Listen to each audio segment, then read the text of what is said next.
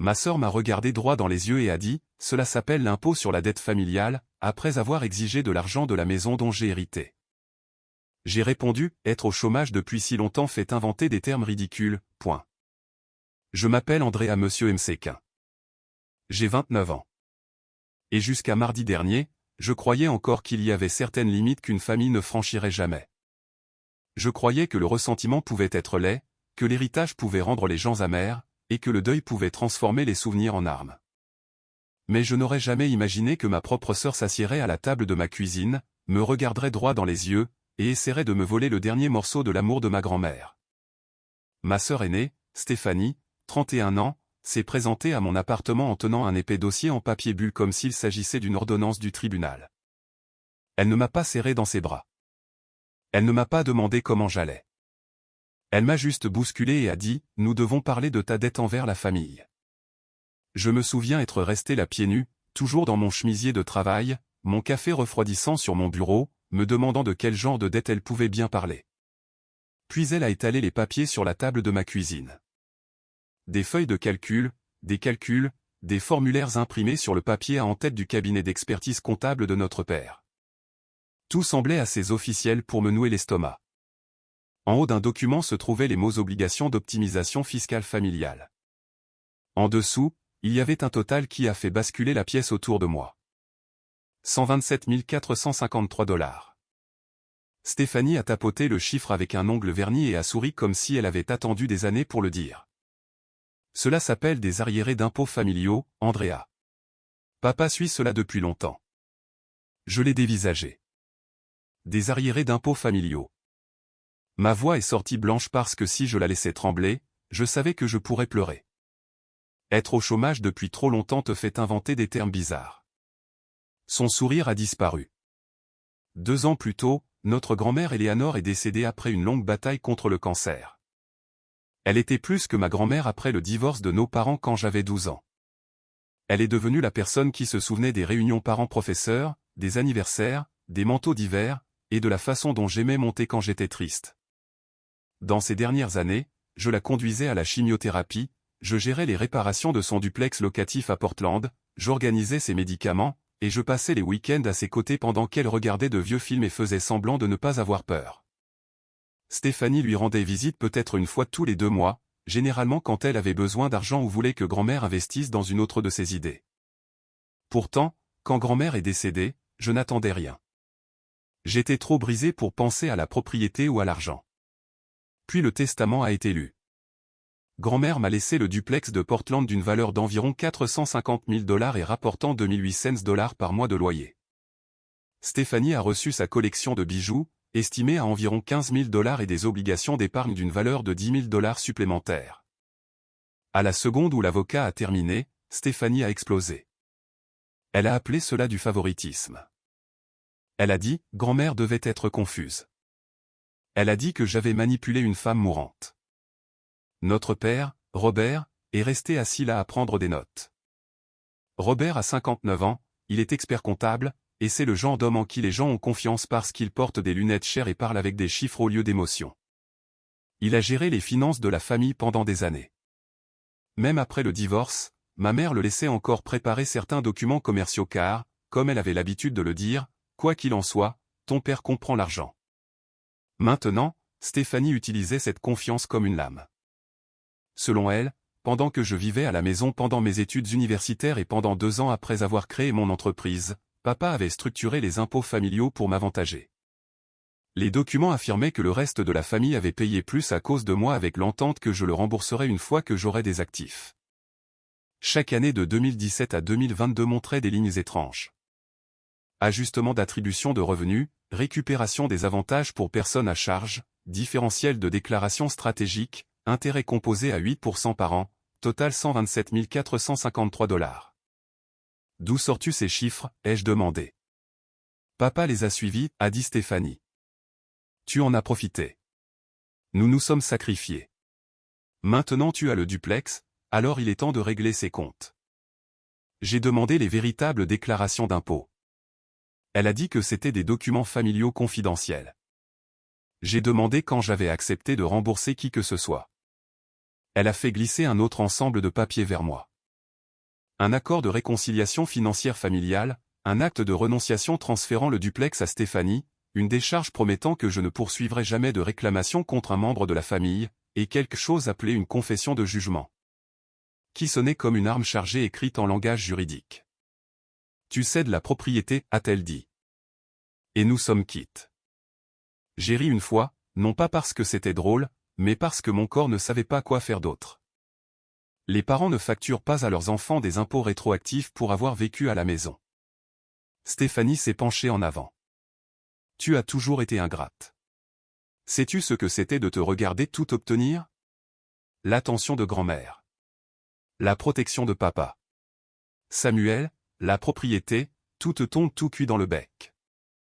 À la mention de Samuel, mon petit ami, quelque chose en moi s'est glacé. Il n'avait rien à voir avec ça, mais Stéphanie avait toujours détesté quiconque me faisait me sentir en sécurité. Elle m'a laissé avec un ultimatum. Signé d'ici la fin du mois où elle déposerait une hypothèque sur le duplex et m'emmènerait au tribunal.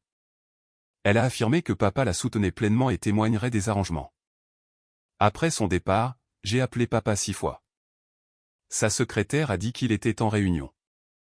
J'ai conduit jusqu'à son bureau le lendemain matin, mais la sécurité m'a dit que je n'étais pas sur la liste des visiteurs approuvés. Même ma mère ne pouvait pas le joindre. C'est à ce moment-là que la peur est devenue quelque chose de physique. Elle s'est installée dans ma poitrine.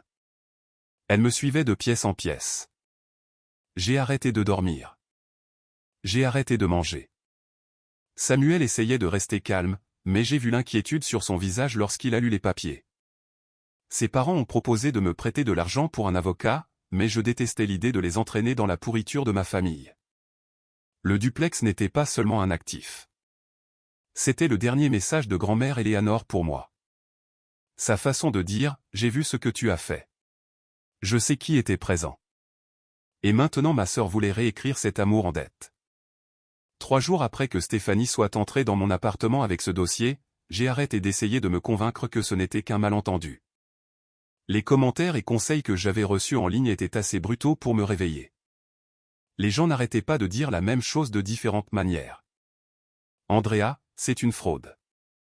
Vérifie l'acte de propriété. Prends un avocat. Ne signe rien. Alors le lendemain matin, avec Samuel assis à côté de moi dans la voiture et une main enroulée autour d'un café que je ne pouvais pas boire, je suis allé au bureau d'enregistrement du comté. L'employée était une femme nommée Mélissa avec des lunettes à monture argentée et une voix assez calme pour faire paraître la bureaucratie inoffensive. Elle a sorti les dossiers du duplex de grand-mère, a vérifié l'écran et a dit « Oh, vous êtes la 2e personne cette semaine à poser des questions sur cette propriété. Votre sœur était ici lundi dernier pour demander des copies certifiées. » J'ai senti la main de Samuel se resserrer autour de la mienne.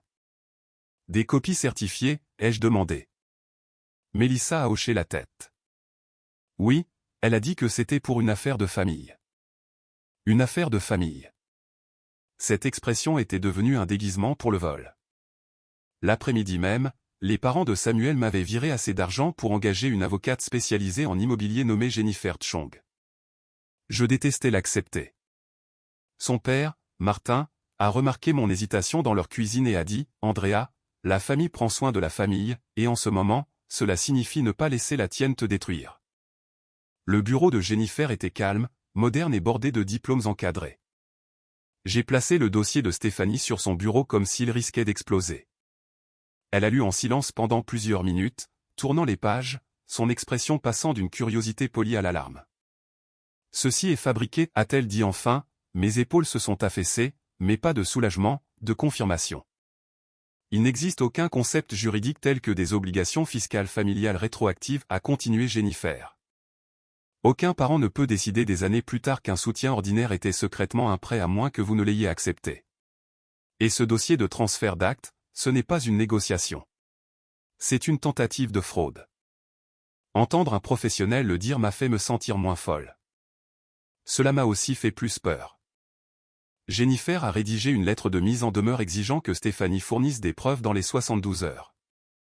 Les déclarations d'impôts originales, les accords signés, les relevés des paiements effectués en mon nom, et les documents montrant qu'on m'avait dit qu'il s'agissait de prêts plutôt que de cadeaux ou d'un soutien parental normal. Stéphanie n'a pas répondu personnellement. Son avocat l'a fait. C'est là que j'ai compris qu'elle n'avait pas agi sur une impulsion. Elle s'était préparée. Au lieu de déclaration d'impôt, son avocat a envoyé ce qu'ils ont appelé des accords de prêt familiaux datés entre 2018 et 2020. Selon ces papiers, j'avais emprunté de l'argent à quelque chose appelé la fiducie familiale MCQ pour les frais de subsistance et les coûts de démarrage d'entreprise. Les prétendus prêts étaient censés être garantis par de futurs actifs hérités. Il n'y avait qu'un seul problème. Je ne les avais jamais signés. Les signatures étaient fausses. Pas légèrement fausses. Fausses d'une manière qui m'a donné la chair de poule. Ma vraie signature a une boucle haute distinctive dans le A de Andrea et une cassure nette avant le K de MCQ. Ces signatures semblaient copiées, rigides, comme si quelqu'un les avait calquées à partir d'un vieux formulaire et avait oublié que les signatures respirent. Jennifer a fait appel à un expert en écriture.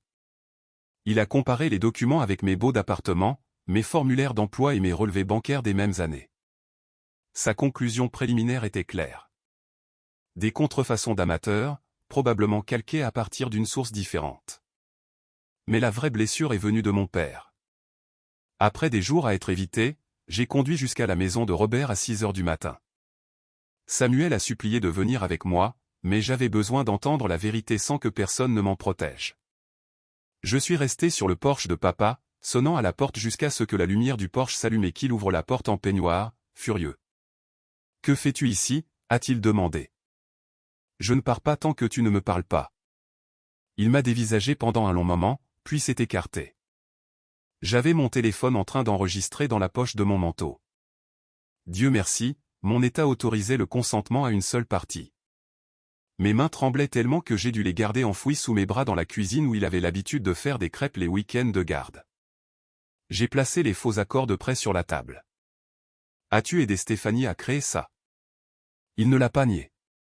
Il n'a même pas cligné des yeux.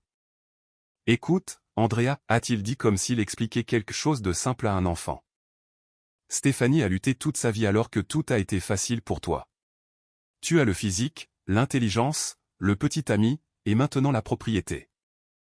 Alors, tu as falsifié des documents, ai-je chuchoté. Tu as essayé de me voler? Papa a soupiré. Aucun tribunal ne croira ta parole plutôt que la mienne. Je suis un expert comptable respecté avec 40 ans d'expérience.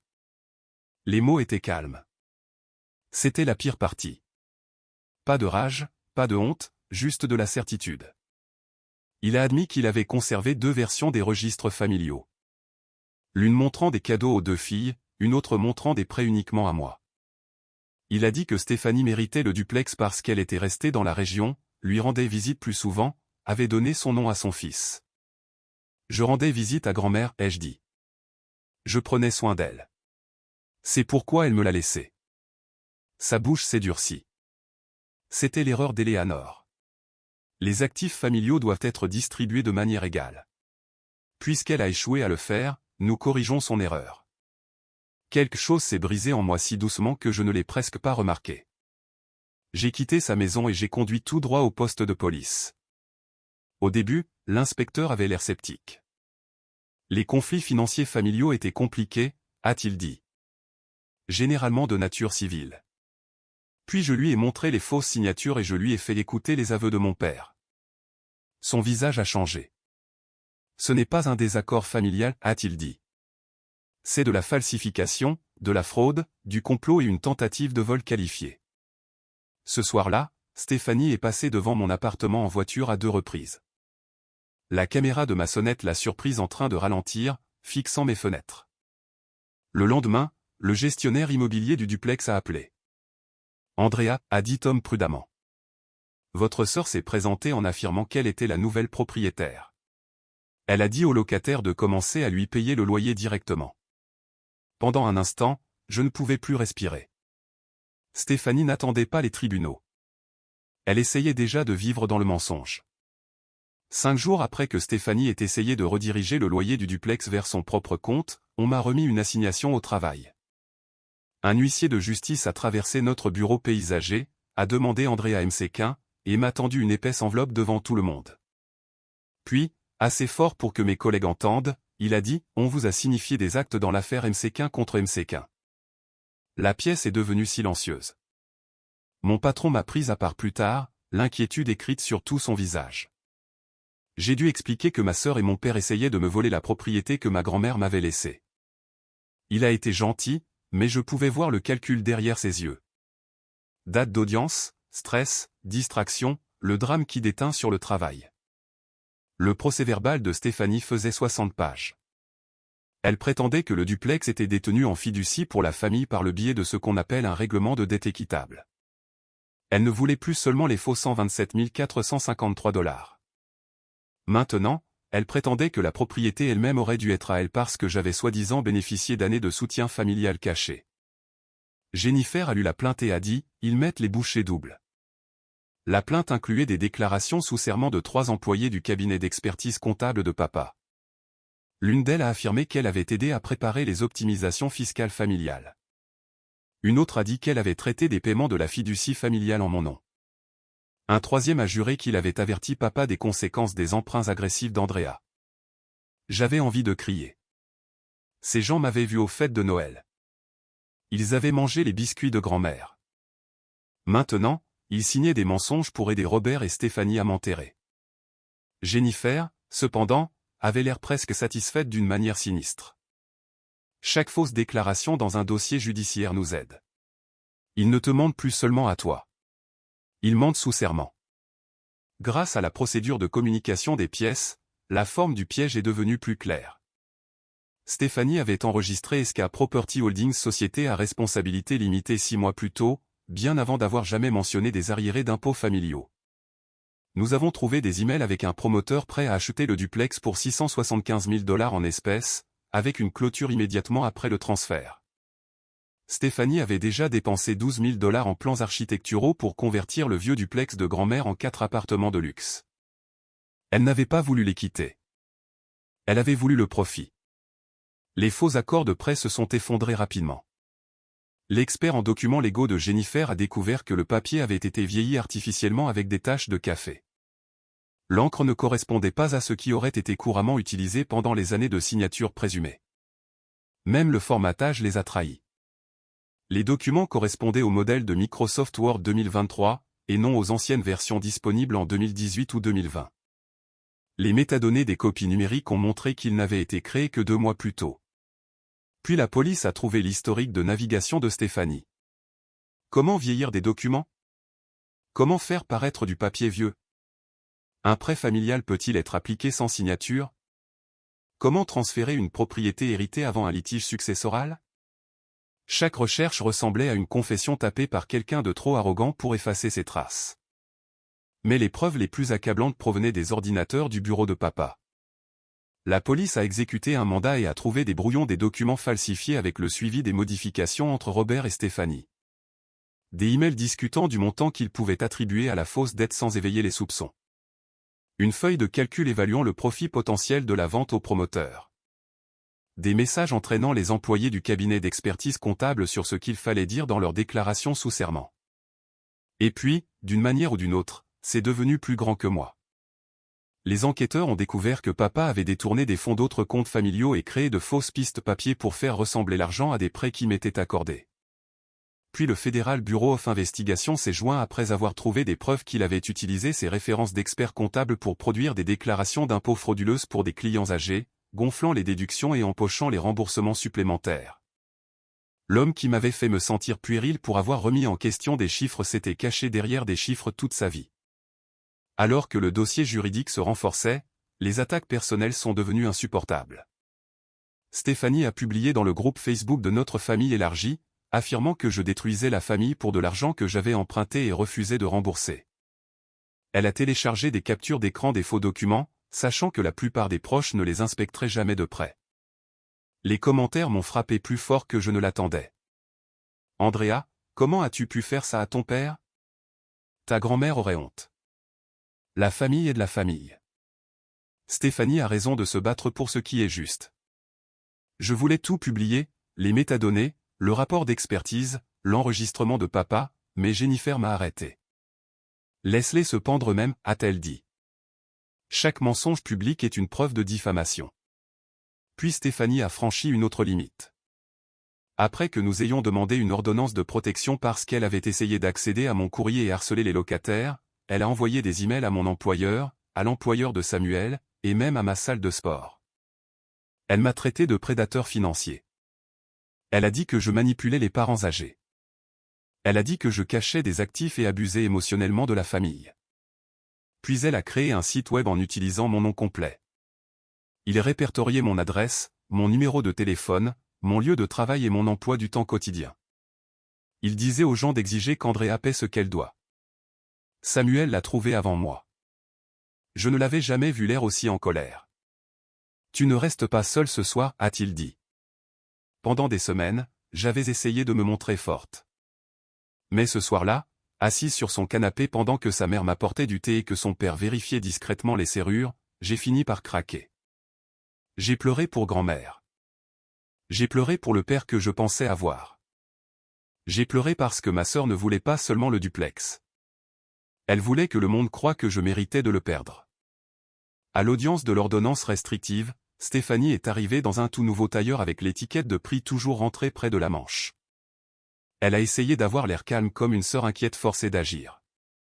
Le juge n'a pas été impressionné. Quand Jennifer a présenté les documents falsifiés, le harcèlement, le site web et les tentatives de Stéphanie de percevoir le loyer de mes locataires, le juge a accordé une ordonnance restrictive complète. Il a été interdit à Stéphanie de s'approcher à moins de 500 pieds de moi, de mon lieu de travail, de Samuel ou du duplex. Pendant une seconde, le masque de Stéphanie est tombé. Le regard qu'elle m'a lancé n'était pas de la blessure. C'était de la haine. Cette nuit-là, elle a violé l'ordonnance en envoyant d'autres emails par l'intermédiaire d'un ami. 2 jours plus tard, l'inspecteur a appelé. « Nous avons Stéphanie en garde à vue » a-t-il dit. Elle a été arrêtée sur son lieu de travail en train d'essayer de supprimer des preuves. Je me suis assise par terre avec le téléphone à la main. Pour la première fois depuis des semaines, la maison était calme. L'arrestation de papa a eu lieu 2 jours après celle de Stéphanie. Le Federal Bureau of Investigation a perquisitionné son bureau tôt le matin alors que la ville était encore grise et à moitié endormie. À midi, les informations locales avaient les images. Robert M. Séquin, expert comptable respecté, escorté hors de son propre bâtiment menotté pendant que des agents portaient des boîtes de dossiers clients et des disques durs informatiques derrière lui. Le gros titre disait « Un comptable local arrêté dans une affaire de fraude ». Je n'ai regardé l'extrait qu'une seule fois.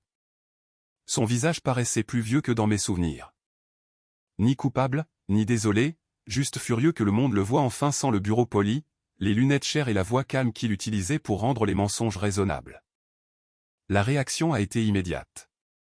Les clients de papa ont commencé à appeler le bureau de Jennifer parce qu'ils étaient terrifiés à l'idée que leurs propres finances aient été touchées. Plusieurs clients âgés ont trouvé des anomalies remontant à des années. Des remboursements manquants, des frais étranges, des déclarations modifiées qu'ils n'avaient jamais approuvées. Ce qui avait commencé comme une tentative de voler le duplex de grand-mère Eleanor avait ouvert une brèche sur quelque chose de bien plus grand, quelque chose de pourri sous la surface respectable de la vie de mon père. Ma mère était dévastée. Elle avait gardé des relations cordiales avec papa après le divorce parce qu'elle voulait la paix. Elle avait l'habitude de dire « Ton père est contrôlant, mais il n'est pas assez stupide pour tout risquer ». Maintenant, elle était assise en face de moi à la table de la cuisine des parents de Samuel avec les yeux rouges et les mains tremblantes. « J'ai toujours su que quelque chose n'allait pas avec l'argent pendant le divorce » a-t-elle dit.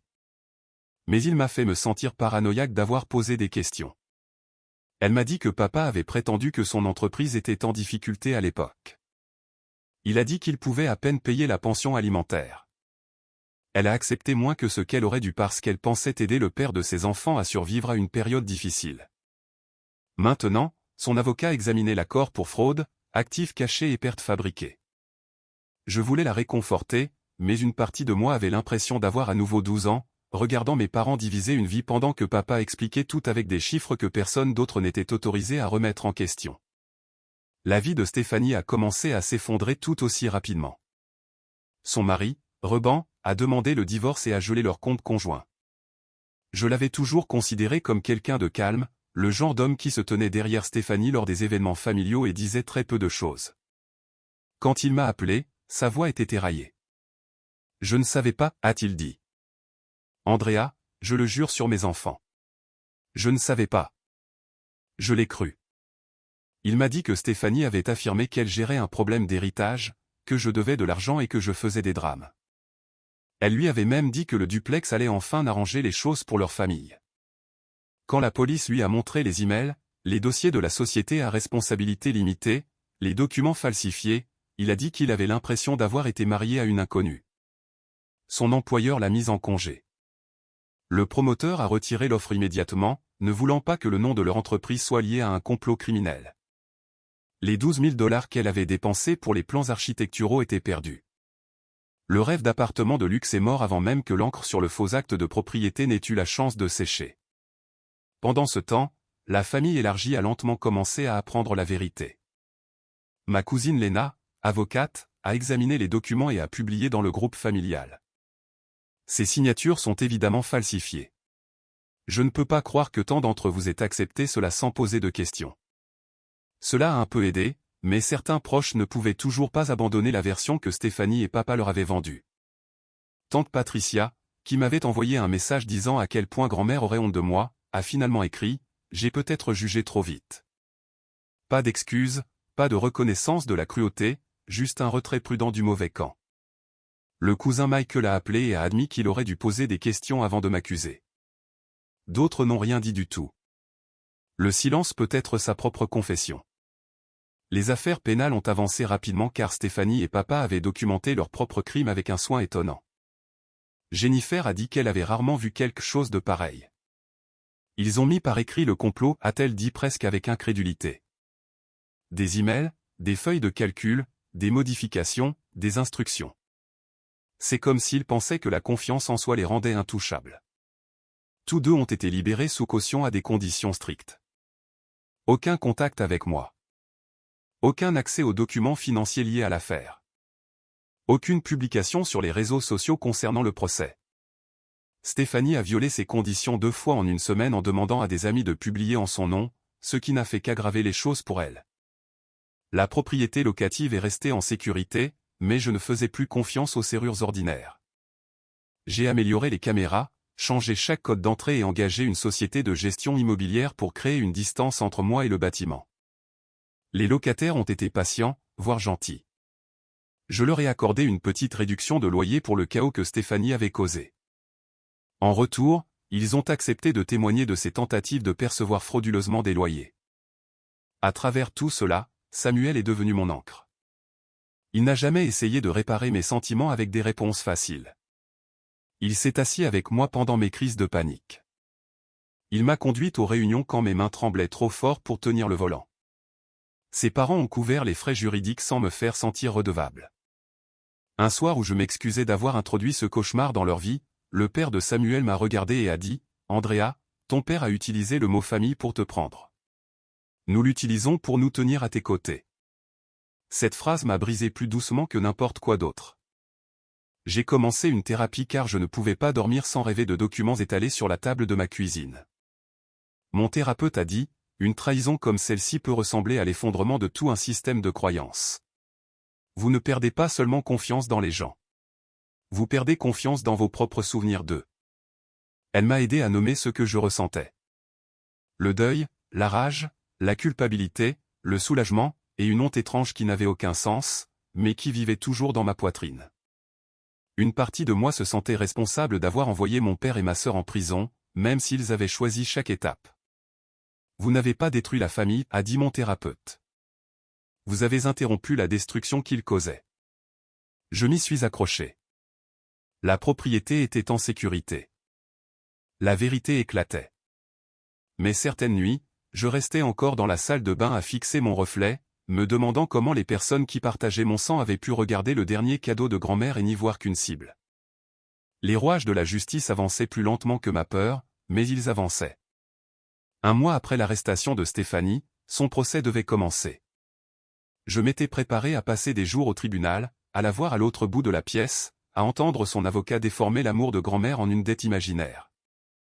Puis, 3 jours avant la sélection du jury, Jennifer m'a appelé. L'avocate de Stéphanie a contacté le procureur. Elle a dit, ils veulent un accord de plaidoyer. Je me suis assise sur le bord du lit de Samuel, fixant le sol. Les preuves étaient trop lourdes pour que Stéphanie puisse y échapper. Les faux documents de prêt, la fausse société à responsabilité limitée, les emails du promoteur, le site web, le harcèlement, les tentatives de suppression de fichiers. En échange de plaidés coupables de fraude et de tentatives de vol qualifiées, plusieurs chefs d'accusation connexes seraient abandonnés, mais seulement si elle admettait ce qu'elle avait fait en détail. À l'audience de plaidoyer, Stéphanie se tenait dans une combinaison orange parce qu'elle avait violé les conditions de sa libération sous caution trop de fois pour rester libre. Je l'ai à peine reconnue sans le maquillage, le tailleur coûteux, la mise en scène.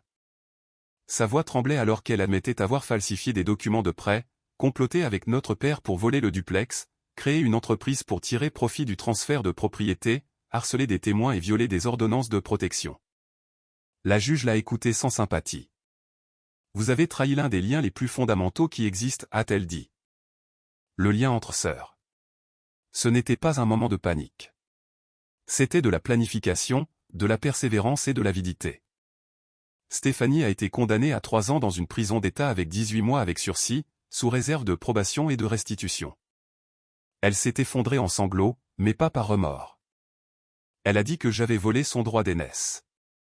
Elle a dit que grand-mère avait été manipulée. Elle a dit que le duplex aurait dû appartenir à la famille. La juge l'a coupée. La fraude n'est pas un remède à la déception. Ces mots sont restés en moi. Le cas de papa était plus grand et plus laid.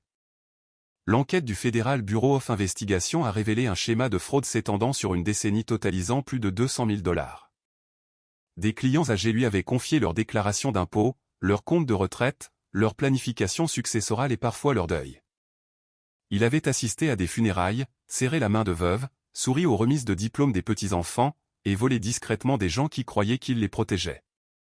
Robert a engagé un avocat de la défense très en vue, et a insisté sur le fait qu'il se battrait.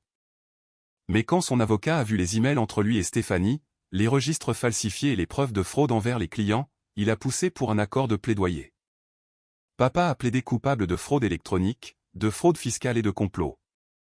Lors du prononcé de la peine, 17 victimes ont soumis des déclarations. Certaines ont parlé en personne. Une veuve de 82 ans a décrit la perte de 30 000 $ qu'elle avait économisée pour l'éducation de ses petits-enfants. Une enseignante à la retraite a dit qu'elle avait fait confiance à mon père pendant 20 ans et qu'elle remettait maintenant en question chaque document qu'il avait jamais touché. Puis ce fut mon tour. Je me suis tenu avec Jennifer à mes côtés et j'ai regardé l'homme qui m'avait appris à faire du vélo, m'avait aidé à remplir les formulaires d'inscription à l'université, puis avait essayé d'effacer le dernier acte d'amour de ma grand-mère avec une fausse dette. Il n'a pas seulement essayé de voler des biens, ai-je dit. Il a essayé de voler le sens de la confiance de ma grand-mère. Il a essayé de convaincre tout le monde que son amour pour moi était une erreur qui nécessitait une correction. Papa ne m'a pas regardé. Il a été condamné à 5 ans dans une prison fédérale, à la restitution complète à ses victimes, et à la perte permanente de sa capacité à exercer la comptabilité. Sa dernière déclaration m'a reproché d'avoir détruit la famille. Pas d'excuses, pas de reconnaissance, juste la même conviction froide que s'il voulait quelque chose avec suffisamment de ferveur, la vérité devrait s'écarter pour lui. Le règlement civil est intervenu peu après.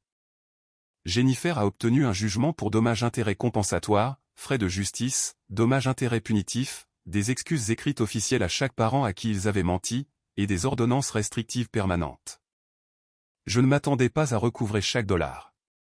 Stéphanie et papa avaient détruit leurs propres finances en même temps que leur réputation, mais l'argent avait cessé d'être le problème depuis longtemps. L'important était que le dossier disait maintenant la vérité. Certains proches se sont excusés. La plupart ne l'ont pas fait. Tante Patricia a envoyé un message disant qu'elle avait été hâtive. Le cousin Michael a admis qu'il aurait dû remettre en question les documents avant de me juger. D'autres ont disparu dans le silence. Peut-être parce qu'il est plus facile de s'évanouir dans la nature que d'admettre que l'on a aidé à aiguiser le couteau. Ma mère a rouvert son accord de divorce après avoir découvert que papa avait caché des actifs et fabriqué des pertes. Pour la première fois depuis des années, elle avait l'air moins hantée lorsqu'elle parlait de lui. Il m'a fait me sentir folle d'avoir posé des questions. Elle m'a dit, « Tu m'as fait réaliser que je ne l'étais pas. » Le mari de Stéphanie, Reban, est devenu un allié inattendu. Il a poursuivi le divorce et s'est concentré sur la protection de leurs enfants contre le scandale. J'ai créé des fonds d'études pour mes nièces parce qu'elles ne devraient pas payer pour les crimes de leur mère. Quand je l'ai dit à Reban, il a pleuré et a dit que c'était plus de grâce que Stéphanie n'en avait jamais montré à quiconque. Le duplex a survécu à tout. J'ai changé les serrures, amélioré les caméras, engagé une gestion professionnelle, et j'ai lentement réappris à respirer. Quand je suis passé devant, une unité est devenue vacante, et les candidatures ont afflué de personnes qui avaient suivi l'affaire et voulaient me soutenir. J'ai choisi les locataires au mérite, pas par sympathie. Mais cette gentillesse m'a rappelé que toutes les histoires ne se terminent pas avec des gens qui prennent. La thérapie m'a aidé à comprendre la culpabilité que je portais toujours. Mon thérapeute m'a dit, vous ne défendiez pas seulement une propriété, vous défendiez votre droit d'exister en dehors de leur contrôle. Cette phrase m'a donné des mots pour la douleur. Samuel et moi nous sommes fiancés discrètement, juste tous les deux, sans public, sans drame, sans personne pour applaudir pour de mauvaises raisons. Ses parents ont plaisanté en disant qu'après nous avoir vus survivre à ma famille, ils n'avaient aucun doute sur notre mariage. Nous prévoyons un petit mariage avec seulement les personnes qui se sont tenues à nos côtés quand la vérité coûtait cher. Après le mariage, nous emménageons dans un côté du duplex de grand-mère Éléanore et louons l'autre. Stéphanie voulait le découper en appartement de luxe. Papa voulait le transformer en preuve de son pouvoir. Mais je vais le remplir avec du café du matin, de vieux films, des rires, et le genre de famille qui ne vient pas avec des factures cachées à l'intérieur de l'amour. La famille que je pensais avoir me manque toujours. Peut-être qu'elle me manquera toujours. Mais j'ai arrêté de confondre les liens du sang avec la sécurité. Le cadeau de grand-mère n'a jamais été seulement un bâtiment. C'était sa dernière leçon. Protège ce qui t'est confié, même lorsque les personnes qui essaient de le prendre partagent ton nom. La propriété est en sécurité. La vérité est connue. Justice a été rendue.